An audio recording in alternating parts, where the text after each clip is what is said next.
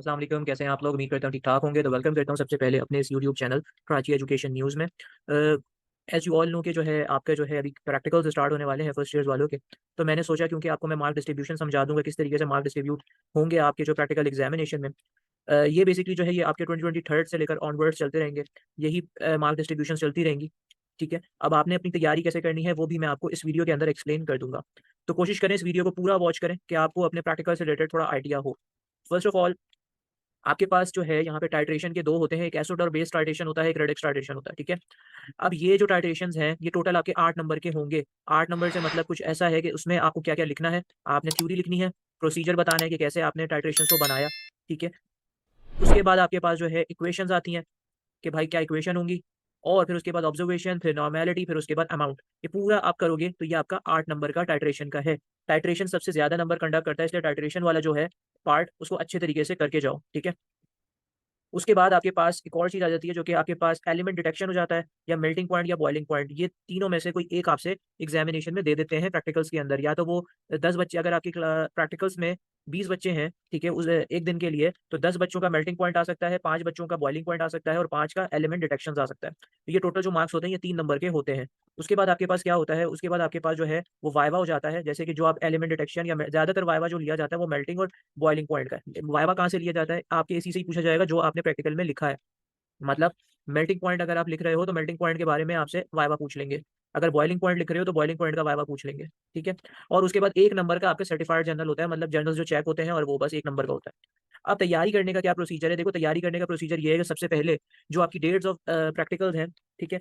वो सबसे पहले जो है देख लो कि भाई बहुत सारे बच्चे बिल्कुल ही सन्नाटे में होते हैं, उनको आइडिया नहीं होता डेट्स का कि भाई डेट्स भी निकल जाती हैं बहुत सारे बच्चों की तो। तो अपने डेट्स का आइडिया सबसे पहले लगा लो।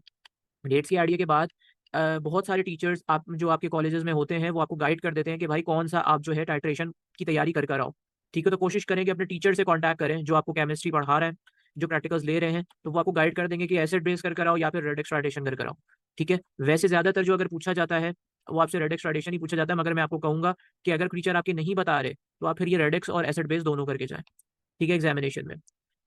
बाकी उसके बाद जो आपके पास element detection, melting point, boiling point है, ठीक है? तो ज़्यादातर अगर एग्ज़ामिनेशन में पूछे जाने वाले क्वेश्चन्स होते हैं, वो मेल्टिंग पॉइंट और बॉइलिंग पॉइंट होता है, ये 2 ज़्यादा पूछे जाने वाले होते हैं। मगर फिर भी प्रैक्टिकल्स में जो टीचर्स होते हैं, थोड़ा-सा उनसे बनाकर रखें अपनी जो आपके इंटरनल होते हैं, एक्सटर्नल से तो आप कुछ भी नहीं कर सकते। अगर आपके कॉलेजेस के अंदर एक्सटर्नल आ जाता है, तो फिर वो थोड़ा-सा एक संगीन बात हो जाती है, ठीक है? फिर एक्सटर्नल अपने हिसाब से क्वेश्चनिंग करता है, ठीक है? वैसे मोस्ट ऑफ द केसेज़ में एक्सटर्नल्स नहीं आते, इनके अपने कॉलेजेस के ही होते हैं।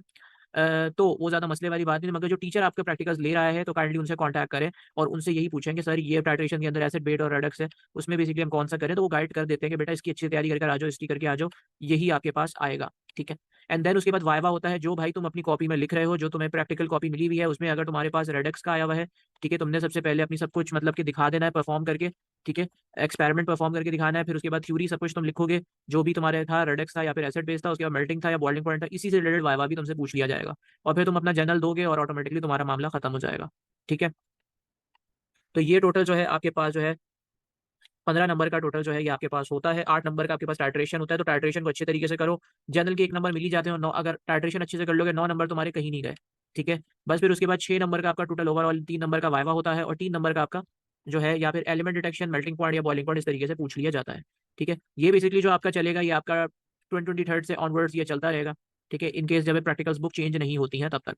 ठीक है? तो अभी तक के लिए तो यही है, इंशाल्लाह अगर चेंज होगी तो उसका भी एक मार्क डिस्ट्रीब्यूशंस बना दूँगा मैं, जिससे आप लोगों को आसानी हो। तो उम्मीद करता हूँ ये मैट्रिक के प्रैक्टिकल्स के मार्क डिस्ट्रीब्यूशन थी। इन केस अगर आपको प्रैक्टिकल्स के जो है पूरी मतलब कि थ्योरी फॉर्म में भी चाहिए हो, तैयारी करने के लिए, याद करने के लिए प्रैक्टिकल्स को, ठीक है? तो वो भी मुझे बता दीजिएगा कि मैं इंशाल्लाह जो है उसकी लिंक्स भी आपको प्लेस कर दूँ, तो आप जो है उससे मतलब कि तैयारी कर सकते हैं। तो इंशाल्लाह फिर मैं न्यू वीडियोज़ के साथ हाज़िर होऊँगा, तब तक के लिए अल्लाह हाफ़िज़।